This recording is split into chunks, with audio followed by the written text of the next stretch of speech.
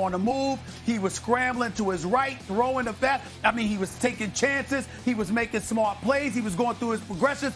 Baker Mayfield was incredibly impressive. I give credit where credit is due. And with all of those damn progressive commercials that I told y'all we were going to see, last night was the first night that it was completely unapologetic and unapologetic. It was absolutely validated. Baker Mayfield showed up and showed what he's capable of. That's the number one overall pick we've been looking for. That's the guy that took Oklahoma to the college football players. That's the guy that won the Heisman Trophy. That's the guy everybody's been looking for. He showed up last night. And if he shows up and plays like that, along with Nick Chubb and Kareem Hunt being able to run the football the way that they can run the football, I got news for you. Cleveland is going to be a big-time bona fide threat. A matter of fact, we might have ended up sleeping on them. They might be the biggest threat to Kansas City because of their ability to run the football. Not defensively, because we know they can't stop Patrick Mahomes. But if they can run the football, which we know they can do, and Baker Mayfield's throwing the football like that, I got to stand down and give credit where credit is due. The brother was sensational last night. He deserves all the props in the world because of it. And Cleveland is an entirely different team when you're looking at them if Baker Mayfield plays like that, because we have to assume their defense is not going to stink as much as it stunk last night and allowing over 230 yards rushing to Baltimore. Yeah, the Browns have about a league average defense, give or take, maybe low average, but they got a good enough defense. And I have to give props to Baker also. He was excellent. The level of difficulty on some of those plays also, he wasn't just getting lucky. It was intentional. And with the money on the line, I love the way he was sitting there on the sidelines just nodding after he saw what Lamar Jackson did. Like, okay, you got it. Now it's my turn. And let him right down the field. Big time from Baker. It just goes to show, Stephen A., I always say, like, in sports, when you believe in a guy, patience, and just when you run out of patience, more patience. I learned that lesson again with Baker. Just when I was like, okay, I'm done. He's proving it. He's had 4 head coaches in just a little over 2 years. No stability. He finally has some. He's clicking with a head coach, and he's very good. Now, I don't think the Browns are the biggest threat to the Chiefs. I don't think that so they are Super Bowl contenders in the sense that I would pick them to win the Super Bowl or be one of the 5 or 6 teams I'd even pick. And here's the thing. Before we talk about, and I understand you mean styles matchup, if you can run the ball and everything, but yes, really running the ball against the Chiefs, it's not about the Chiefs' run defense so much as it is keeping Patrick Mahomes off the field. In fact, the Steelers' time of possession is quite good, kind of simulating a run with dinking and dunking. Let me just say this about the Browns. Everything you said about Baker is true. You have every reason to be impressed, as do we all, right? The fact of the matter is they lost the game. How many times have the Browns beaten the Steelers or the Ravens? The 2 teams in their own division this year. The answer is none. They've lost to the Steelers, twice to the Ravens, and once to the Steelers. They have a chance in the last game of the season to beat the Steelers. I'll take the Steelers. Right? And so if you're the 3rd best team in your own division with the money on the line, I can't consider you a Super Bowl contender unless you're in the best division in football. And I also don't believe that's the case. I'll still take the NFC West in spite of certain team struggles in that division recently.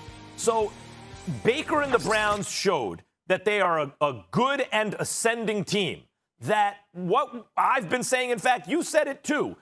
Get Odell and Baker away from each other. When we were talking about trade Odell Beckham, it wasn't just Baker's no good, Odell needs to go. It's that these two don't have chemistry, and they're probably going to perform better separate than together. And I think Baker's showing you that. He has a connection with Jarvis Landry, spreading the ball around. Joko almost made, or maybe even should have made, a catch on a nice throw from Baker. High level of difficulty, but it was catchable. But he's spreading the ball around. The running game is working. The defense is good enough with Odell away from him. Still, is it good enough to beat the Chiefs? It wasn't good enough to beat the Ravens last night. It wasn't good enough to beat the Ravens week 1. It wasn't good enough to beat the Steelers. The Chiefs are better than both those teams. Well, listen, it was good enough to beat Indy. It was good enough to beat Tennessee, and we know both of those teams are capable of beating some teams in the AFC. Number one. Number two, I'm glad you illuminated the fact I'm talking styles when I'm talking about the Chiefs. We know that the Browns particularly at this point, ain't on the Chiefs level. But I'm just talking about styles. If Nick Chubb and Kareem Hunt can run the football, and oh, by the way, you got Kareem Hunt catching passes out of the backfield or what have you, that's something that can't be ignored as well.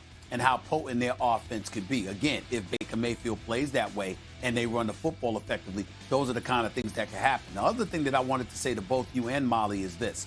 I think it was in November of 2018. It was a Monday night game. It was the Chiefs and the Los Angeles Rams. I was at that game. I was in the suite. You can appreciate this, Max. I was in the suite for ESPN LA radio. They had a suite in the end zone on the field. I was at that game with my brother-in-law, my brother Jeff, and the whole bit, my boy Jeff and the whole bit. It was the greatest game that I had ever been a part of in the NFL. To be there was spectacular. Last night might have been maybe the greatest Monday Night Football game we've seen. Because remember, that particular game with the Rams and the Chiefs, Patrick Mahomes threw for 6 touchdowns, but he also threw 3 interceptions. He threw for over 400-plus yards. Jared Goff threw for over 400-plus yards, but Patrick Mahomes threw 3 interceptions. Last night, to watch these two teams go back and forth the way that they did, it was something special. It really, really was. And I look at Cleveland today a little bit differently because of how they came back in that fourth quarter and how they tried to handle their business. The difference is the Chiefs and the Rams back then were considered, that was a Super Bowl everyone wanted to see. Those were the 2 best offenses in the world. And in the Rams' case, they also had a defense. I would say most people at that moment were thinking Rams over Chiefs in the Super Bowl. And this is a taste. Here's a preview. So the stakes were higher. This was more about, can the Browns, the little brother in the division, on its way up, hold off a desperate Ravens team that has struggled recently, right? And the answer was no. They played well. They're heading in the right direction. Insofar as there are moral victories in the NFL, that was one for the Browns and for Baker Mayfield. But in the end, the Ravens not only got the moral victory of Lamar Jackson coming in on 4th down and completing the 44-yard play to score the go-ahead touchdown, but then 4 completions to get them in field goal range after Baker went right back down. So the Ravens not only got the moral victory, they got the actual W, which they need to get into the playoffs this year. I think the game you were at was actually higher stakes emotionally in terms of the overall picture in the NFL. Yeah, and I will leave you guys with this, and I'm not trying to be Debbie Downer here on Cleveland because they certainly have evolved as a team, Baker included, but they have allowed over 500 yards on defense the past 2 games in the second half alone. That's obviously concerning, and it took Lamar Jackson leaving for them to actually get back in the game. So it is what it is on that front.